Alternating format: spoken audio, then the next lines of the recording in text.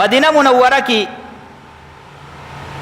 درې قسمه خلک اوسېدل، یو مسلمانانو، یو یهودیانو او نور منافقانو. د دې منافقانو سردار یو سړی و، د هغه نوم عبدالله ابن ابی ابن سلول. دا د منافقان د مدینی سردار و. د ده یو زوی و، د هغه هم عبدالله نوم و، خو هغه ډېر کلک مسلمانو او د رسول الله صلی الله علیه وسلم ډېر کلک عاشق و، ډېر زیات محبت یې ورسره ساته.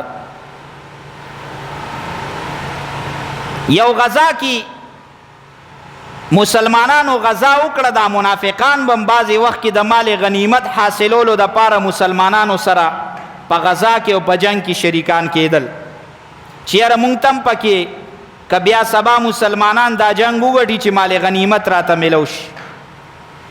نو دا عبدالله ابن ابی ابن سلول چې و، دیم په هغه غزا کې په هغه جنگ کې و.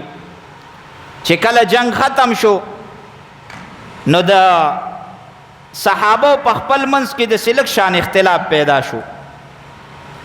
نو دا منافق چې و، نو د مسلمانانو د لږ اختلاف نه هغې ډېره غټه فایده اوچتول غواړي. نو دا منافق عبدالله ابن ابی ابن سلول چې و، د یو ټکي د خولې نه ویست، قرآن هغه راغشتی دی،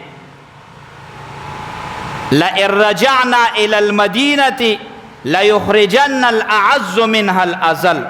مونږ چې د دې ځای نه لاړ شو مدینې ته، نو دا عزتمن خلکه چې دي، نو دا ذلیله خلکه به د مدینې نه وباسي. مقصد یې دا و چې مونږ خو منافقان عزتمن خلکه یو، او نعوذ بالله صحابه چې دي نو هغه خو عزتمن نه دي. لفظ غلط یې ورله استعمال کو. دا خبره رسول الله صلی الله علیه وسلم ته ورسېده. دا سړی یې راوغوښته نو دې انکار وکړو، یره جي ما نه دي ویلې. بیا نبی علیہ السلام ته الله پاک وحی وکړو، لوی د قرآن مجید یو صورت یې پې نازل که، سورة المنافقون. نبی علیہ السلام ته د وحی په ذریعه باندې خبر شو. عمر فاروق رضی الله تعالی عنه راغې، نبی علیہ السلام خدمت کې حاضر شو، ویل د الله پیغمبر اجازت وکړه چې دې سړي نه زه سر قلم کړم. اوس خو ښکاره خبره ده، قرآن پې فیصله وکړه چې دا منافقان دي او دا سپکې خبرې د مسلمانانو متعلق دی کوي، ځان ته عزتمن وی، نو ته اجازت راکړه چې زه د ده سر قلم کړم. رسول الله صلی الله علیه وسلم اجازت ورنک. په مسلمانانو کې د دې سړي د عبدالله ابن ابی ابن سلول دا خبره گردش کوله خورېده.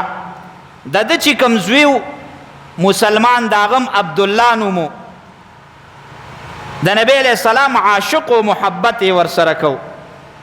نو راغې د نبی علیہ السلام خدمت کې حاضر شو، ویل د الله پیغمبره زما د پلار د مسلمانانو صحابو متعلق سپک الفاظ استعمال کړي، نو که ته چېرته زما د پلار وجني او د ده سر په چا باندې قلم کې، نو ما ته اجازت راکړه چې زه د دې خپل پلار سر ستا په محبت کې په خپله قرباني کړم، چې زه ته دا سر قلم کم چې خبره تمام شي او ختم شي. رسول الله صلی الله علیه وسلم اجازت ورنه کویل، نه تا ته زه دا اجازت نه در کوم چې ته د خپل پلار سر قلم کی. دې ته محبت وی، د نبی علیہ السلام په عشق کې د خپل پلار سر قربانی کول. یو روایت دا خبره هم راغشتې ده، وی کله چې مسلمانان دا غزې نه واپس شو، مدینې طرف ته روان شو، مدینې منورې طرف ته تلل چې یاره مونږ واپسي وکړو. مدینې منورې ته چې انسان دننه کېږي نو هلته یو لاره ده، یو وادي ده چې هغه د مدینې لاره ده، په هغې خلکه مدینې منورې ته وردننه کېږي، وادي عقیق ورته وی. دې وادي عقیق ته چې مسلمانان ورسېدل نو سورلی و څوک مخکې څوک وروسته. د عبدالله ابن ابی ابن سلول لږ مخکې روانو، ملګري م ورسره خپلو. دا خپل زوی یې چې و نو دی ورپسې تیز ورغې او دغه وادي عقیق کې د خپل پلار د سورلی هغه پیزوان او هغه پړي ونیوه او ویدرو، پکې جاوې ورته خپه کېښوه، ورته وی بابا زما پلارې او په حیثیت د پلار در سره زما ډیر زیات محبت دی، خو تا د مسلمانانو متعلق د ذلیل لفظ استعمال کړی دی، نو چې دوه کار دینی کړي نو تمانه پدی وادي عقیق باندې مدینه منوره ته نشدن نکیدي. یو دا چې نبی علیہ السلام راشي او د مسلمانانو د وړاندې ته دا اعلان وکړي چې زه ذلیل او مسلمانان چې دي دا عزتمن خلق دي. او دویم دا چې نبی علیہ السلام مبارک راشي او هغه اجازه وکړي چې دی مدینه منوره ته دن نشي، نو چې دا دوه کاره وشي اله بدن نکیږي کني ته په دې لار مان لار نشي. عبدالله ابن ابی ابن سلول د منافقانو سردارو، نو आवाज یو کچغه وکړي مرګرو راشه. یو سردار ته خپل زوی داسې خبرې کوي، هغه ورته او بابا زما د پیغمبر علیه السلام سره محبت دی او ستا محبت زه د پیغمبر علیه السلام په محبت قربانی کوم. رسول الله صلی الله علیه وسلم راغه غنه جوړه شوی وا، نو تپوس یې وکړه ویل څه چل دی لکه د عبدالله ابن ابی ابن سلول دی رامخ کې شو دا منافق، او आवाज یې وکړي وی زه خو د خپلو بچو نم زیات ذلیل او رسوا یم، مسلمانان خو ډېر عزتمن خلک دي، د خپل بچي د یارې نه چې اوس مې دی وجني. نو دا اعلان یې وکړه.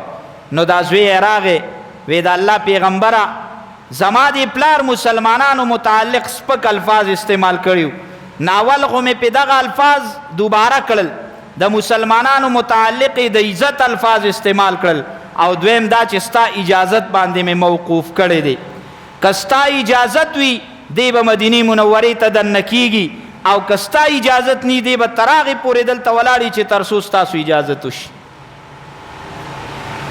رسول الله صلی الله علیه وسلم بیا اجازت ورکړه، ویل پرېږده چې لاړ شي.